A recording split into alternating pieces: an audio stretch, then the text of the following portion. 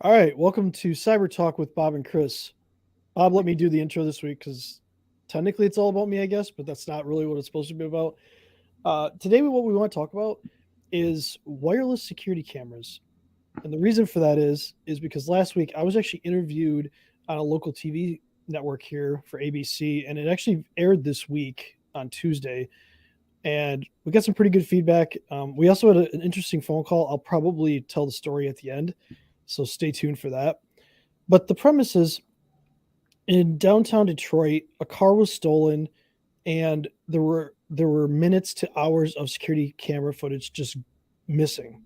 There were just these huge gaps in cameras, and it was all in this one area. And what happened is they were all wireless cameras. So one of the things we want to talk about is why wireless security cameras are more of a convenience than a security feature. So, Chris, when you said that the wireless cameras were off, and you're talking about stuff through the street that other people had. Yeah, like so the entire like it wasn't the entire block, but it was around a certain region. All of the cameras had gaps in their recording. Oh, cool. So they're mostly all Ring cameras. No, I'm not. This is not an anti-Ring thing. This is just wireless cameras in general thing. There's two main attacks that you can use to basically take wireless cameras offline, and one would be to deauth it. And deauthing is something that's done to any wireless device. So it could be your cell phone, it could be your computer, could be a camera, it could be lights. And what you do is you can use some software, or you can use a little watch that you can buy at Amazon or pick a vendor. And within like 10 to 15 feet, you can deauth it. And what that does is it finds the address of the device, and it just sends the access point that it wants to deauthenticate from the access point. So the way that Ring works and a lot of wireless cameras work is they don't record on the camera. They record at a central base station, or they record directly to the internet. Well, Right. if you kill the internet on the camera, guess what it can't do? It can't Can't record, record. right? So deauthing is actually that's disconnecting them from the Wi-Fi. Exactly. And you can do that pretty large scale. It depends on how sophisticated you are, what software you use, like how big your antenna is. The easier way to do it though is wireless jamming, which is highly illegal. You're not supposed to have a wireless jammer. You're not supposed to use a wireless jammer. Pretty sure you're not supposed to manufacture them in the United States, but people do. And this is what they think happened down there, where they actually jammed all of the wireless signal in the entire area. Now, jamming is kind of a weird term because it's not really jamming. What they're doing is they're just flooding the same frequencies out, and it's just overwhelming the systems, and then it Right. takes down the Wi-Fi. So it's not really jamming per se, like what people would think. It's not blocking a signal; it's just overwhelming it. So, And so basically, if they had a wireless jammer yep, of flooding the signal, and they carried it with them, they'd basically be creating a Wi-Fi bubble around them. yeah. And so when I talked to them on the news, we kind of went through that. They covered both the DR thing because I showed them like a $50 device. Actually, it's $10 if you buy it straight from China, but it's $50 if you buy it on Amazon. Markup. There you go. Wireless jammers, I found a few, and some of them it's not just wireless. You can block cell signals with it. You can block GPS. So if you really want to just totally pick a frequency band and just totally nuke it, you can absolutely do it. They're not that expensive. The one that I showed them had 28 antennas on it. Now picture this: 28 antennas. It could do. I think it could do almost 200-foot radius around this device and pretty much just blast out wireless around it.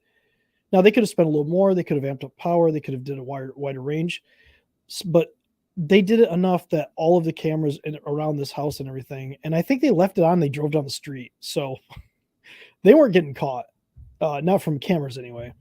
So the way that you fight this, and this is kind of like where we went back to, I'm like, you need a wired camera. If you're relying on wireless cameras, it's convenience over security, because it's super easy to jam signals. It's super easy to deauth things. It's not that difficult. You should have at least one wired camera for security or whatever you're trying to protect. If Sure. it's your business, maybe have multiple wired cameras, but wireless cameras have become so easy to put up, and because people don't want to run wires, they don't want to deal with that. However, wireless jamming doesn't work against a wired camera.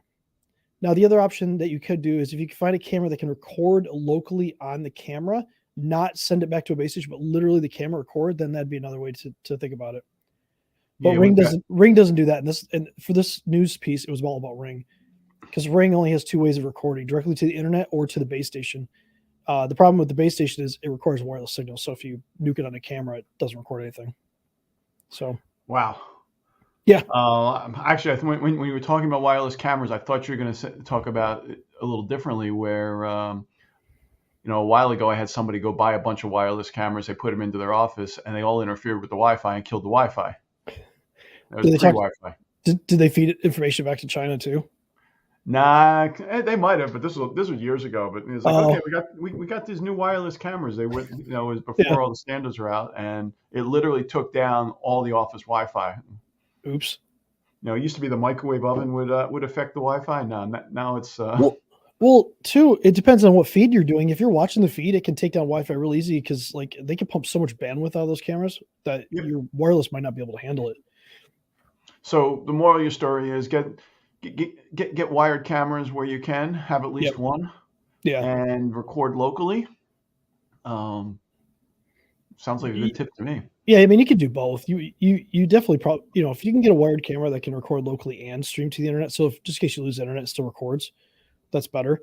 But yeah, it was a wild story because if you look in the news, if you start searching for this, you'll see it all over the country in small spurts. You'll see different spots that had the same problem. Is it widespread? No. Is it getting easier to do? Absolutely. So there's other wireless things you could try to do, but for jamming, there's nothing you cannot stop a jam. If somebody buys a jammer or has multiple jammers, there's ones that you can fit in a backpack. You could turn it on, fit in a backpack, and walk up, and like you'd be basically invisible to anything wireless. So yeah, and then we got a phone call out of this, so let's go over this. Person called, and we called them back because we're like, okay, they called really late, so our answering service gave us the phone message and said, and the person was like, call me back the next day after 1:00. So really cool. We call back. Yeah. Turns out if you're on TV and they see you on TV, they assume that you can do other things like find people and things like that. And it turns out that sometimes media coverage isn't good. This person needs help, and we followed through on some stuff like that to try to get them help. But it was a wild call. It was like 30 minutes. I felt bad for the person that works for me that was dealing with it. We were trying to get through that. We got through it, but yeah. So you get some weird stuff when you get on TV and they put your name out there. But luckily I have a wired camera here, so you got a wired camera. Well, that's a good thing. And like, what's the takeaway for people? Besides getting a wired camera? Well, this was residential, but it really equates to business. We're seeing more and more people put wireless cameras into business.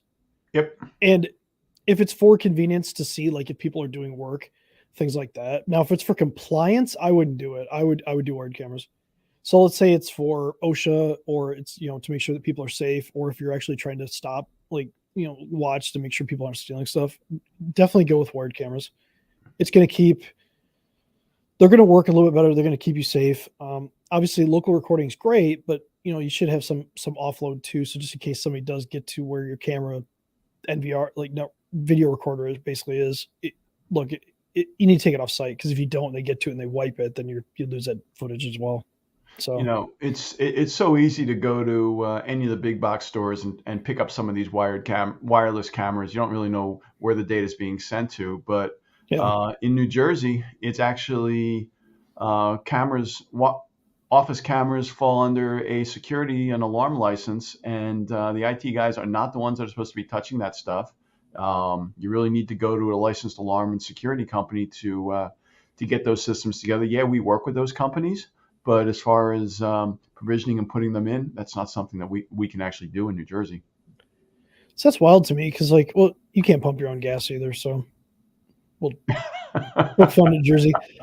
Well, for here, anybody can really put up cameras here. There's nothing stopping them. We know some cabling companies that do security cameras. I don't dislike what they're doing in New Jersey, though. I think there should be some level of, I don't how do I say this? Some level of competency to put up cameras correctly and install systems. Because really, if it's for security, if it's really for like protecting people and stuff like that. Really, you want somebody doing this that does it all the time, that does it right, that's been trained and things like that. Like, you don't want some person off the street that you found on Craigslist to do it. I agree with that, but I've also seen and worked with some of these guys in the past, and when the owner of the company or one of the techs pulls out his cell phone and starts floating between all the different client cameras that he's got, I've got a problem with that. That's a whole other video. That's there's a lot to unpack with that one. Absolutely. So privacy concerns coming next. There you go. Oh man, yeah, that's the other thing with privacy, right? Like, anything accessible to the internet can be hacked. So be careful with things that are internet accessible. They should follow certain security protocols. Hopefully, multi-factor authentication is something that you're doing. If you're not, you don't want people watching cameras in your building. That's creepy. So join us next week for cyber tips and cyber privacy issues to protect yourself. Actually, we can talk next week about privacy. There's a law. We'll get a little filler. There's a law that's trying to get passed in Congress to set national federal privacy laws to kind of, because right now states are setting them. So it's creating kind of a storm that needs to be taken care of a little bit. We need to have a federal guideline for that, and then let states tweak it to a point. So sounds good. Comment below if you've got something you'd like to talk about. If you want to reach out to Chris and find out more about him being a media star, certainly reach out to him. You can ask me about it. If you're given the opportunity, do it. Just, that's all I gotta say about that. So it's cool. And one side note, I was actually at an industry event this week, and one of the vendors at the event pulled me aside and said they've been watching our weekly talk and wanted to actually hop on with us or do a live event with me. So people are watching. Yeah, they should hop on. A good conversation. Cool. Thanks, everyone. I'll see you next week. See you next week.